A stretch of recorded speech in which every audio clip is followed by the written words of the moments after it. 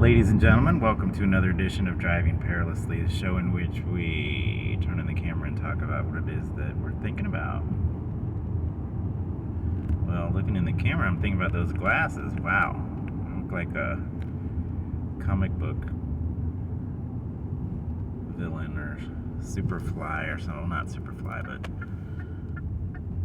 big eyes like a fly. Anyway,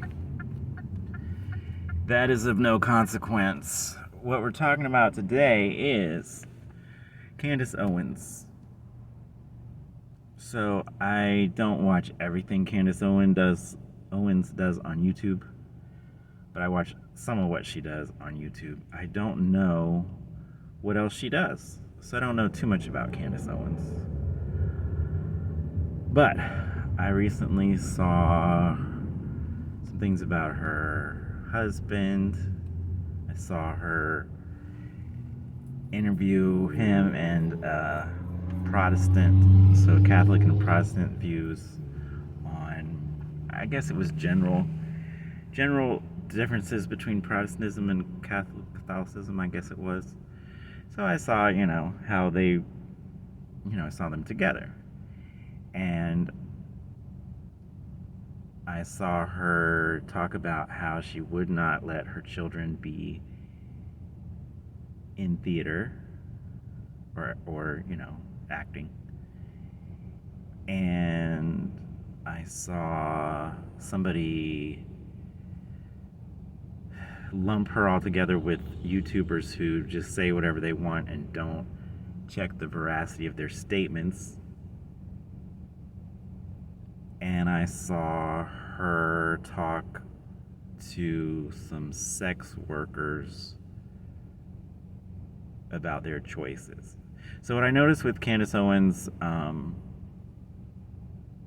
I think it's more of a recent trend than before, but I don't know. What I noticed with Candace Owens is she talks about the importance of faith, and she does talk about her particular beliefs, but just faith in general, religion in general.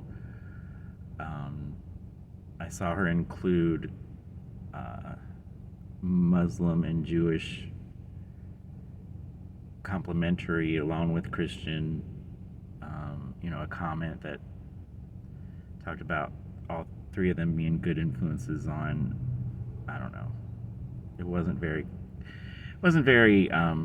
didn't say much, but it just inferred that they were all three good things. So usually when I hear Candace Owens speak, I agree with everything she says, usually. Like everything, almost everything. But I sometimes think she's being a little mean or something. I don't know. Like I wouldn't use the exact wording she would use, and I think that's because I'm a different person than her. I'm not expecting her to say things my way. I'm not criticizing her delivery either. She can say whatever she wants, however she wants to say it. And I just am saying that I generally agree with everything she says, but maybe not the tone. But the reason I bring that up is because when she said that she wouldn't let her children be actors, well, I'm an actor, and I always agree with her, and suddenly I didn't agree with her. But maybe I did. So it made me think. So it's nice to listen to people who you agree with, and you can just keep all of your presuppositions and keep all of your opinions and go, yay, I'm so smart because this person agrees with me. But it's also nice to listen to something that you don't already believe and consider that you might want to learn something. So Candace Owens was talking about Amanda Bynes, and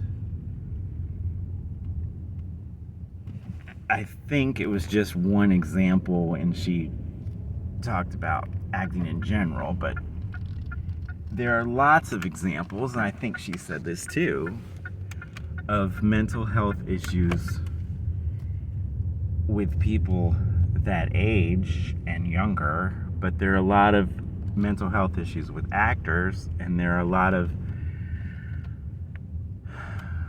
mental health issues everywhere. And we're talking about it a lot, so that's part of it as well. But what I was thinking was, when you change your emotions and say these things because they're part of the script, we're all acting sometimes, we're all acting to some degree. We don't act the same at home as we do at work. We don't act the same around people. And that's just living. You know, we are controlling how we talk and move and are perceived to some degree, maybe all the time. Maybe. Like yesterday, I heard somebody use the phrase, she could let her hair down when she was around other people. Not Candace Owens, just a phrase. I just heard that phrase, she could let her hair down, and I thought, even when we let our hair down, aren't we always, to a degree, acting? To a degree. So it's normal human behavior to be aware of what we say, what we do, how we say it, to some degree, all the time, and to a great degree, many times. You don't act in a job interview the way you do at your family dinner.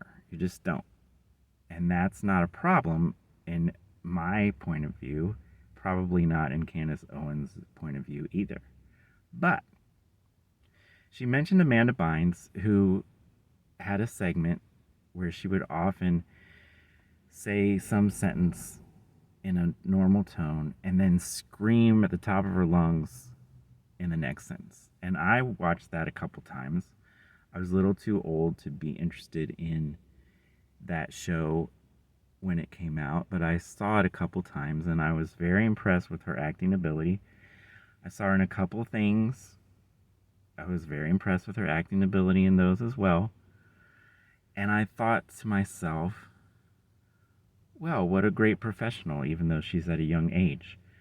But knowing that actors do struggle with mental health a lot, we've got the issue of correlation and causation. Do people who have problems go into acting? Well, sure, because everybody has problems and actors are people. Or does acting cause problems? Well, yeah, because everything we do can bring us closer to different problems that we wouldn't have if we weren't in that profession. So it's like the headline that says, woman dies after eating a burrito. Well, yeah, but did the burrito have anything to do with her death? That's the question. Just because one thing happens first doesn't mean that that causes the next thing. But then again, maybe it did. So I heard Scott Adams say yesterday that when there is more carbon dioxide in the atmosphere, the temperature goes up. And that's the exact opposite of, we better stop putting carbon dioxide in the atmosphere because it makes the temperature go up. And the evidence for both of those suppositions is probably the same. But how we would solve it is completely different. So it's the same with acting or taking drugs. Do people take drugs because they're messed up? Or do people who take drugs get messed up? Yes, and yes, and yes. So I know a lot of actors, and I know that we have certain problems that everybody has, and we have problems that are peculiar to our group. So how does that changing our emotions on purpose affect our outlook We know emotions are extremely important to how we look at things. And I used to hear stories like Heath Ledger and Vivian Lee and there's more Oscar-winning performances where the actor just sublimated, just got into the role so much that they just were overcome with it, and they just spiraled out of control because of a role. I used to hear that, and I used to think, well, that doesn't even make any sense. Sure, the actor spiraled out of control, but it wasn't because they were an actor. But who knows? Maybe it is. I mean, she's right on a lot of things. Maybe she's right on that. I think that she's perfectly willing to reevaluate her opinion. But her bottom line was, I'm not going to let my kids go into that. And I thought, wow. We hear so much about people at a young age supposed to be in charge of their own lives. And I think maybe she's right. You've got two parents. It takes 9 months. There's a reason for all this. You got a little time to prepare. And there's a reason that we have these barriers in place, these guardrails in place that keep everything in order and making sense. So she was talking to these sex workers, and she said, when asked, she points out perversity. She's not afraid to say, well, instead of just nodding your head and letting the subject go on to something disgusting, she points out perversity. So, well, that's not right. That's disgusting. That's wrong. And I think that we need more of that. We become desensitized. And she said that she sees advertising all the time with using a body, a woman using her body to sell a product. And she doesn't even hardly notice. And that's not a good thing. It's because we've so sexualized everything that we don't even notice things that approach pornography. And so many people are watching pornography, and I think it just gets worse and worse and worse. I don't think it's something that people dabble in and then tend to give up. I think it's something that people dabble in and then they use it more, and then they use it more, and then I don't know, I guess everybody's a little different. But it seems like it causes harm, much like other addictions. It seems like it. Could be. But I don't think there's much good about it, if there's anything good about it. The only question is, how bad is it, in my way of thinking? So she was talking to these sex workers, and the sex worker asked her if her husband wanted her to do something that she found disgusting. I guess basically, wouldn't you rather have a prostitute do it with him? And there was just no question in the sex worker's mind that maybe the man ought to show some self-control. Maybe the man ought not to go down any road that presents itself. Maybe the man should just think about something else instead of watching something and deciding that he has to have that. There was just this assumption that oh, if he wants it, you should give it to him, but if you can't give it to him, he should buy it somewhere else. It's like, there are a lot of things available, and there are a lot of things that are possible, but it doesn't mean we need to do them or have them or own them or go down that road. We just don't. There's a lot of reasons to stay where you are and not progress. And she just didn't even think that way. So anyway,